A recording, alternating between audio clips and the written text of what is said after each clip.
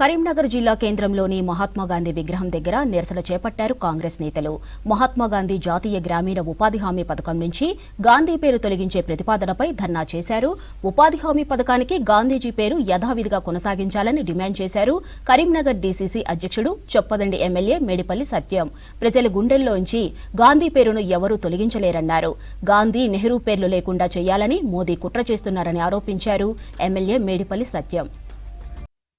యూపీఏకి chairperson ఉన్నటువంటి శ్రీమతి సోనియా గాంధీ గారు, ప్రధానమంత్రి ఉన్నటువంటి డాక్టర్ మన్మోహన్ సింగ్ గారు ఈ దేశంలో ముఖ్యంగా గ్రామీణ ప్రాంతంలో నిరుద్యోగాన్ని, పేదరికాన్ని తొలగించాలని చెప్పి ఇలా కోట్లాది మంది భారతీయులకి, కోట్లాది మంది పేద ప్రజలకు ఇలా కడుపు నిండా అన్నం పెట్టే కార్యక్రమంగా ప్రపంచంలోనే ఒక గొప్ప విప్లవాత్మకమైన చట్టంగా, కార్యక్రమంగా ఇలా మహాత్మా గాంధీ గ్రామీణ ఉపాధి హామీ పథకం కొనసాగుతుంది.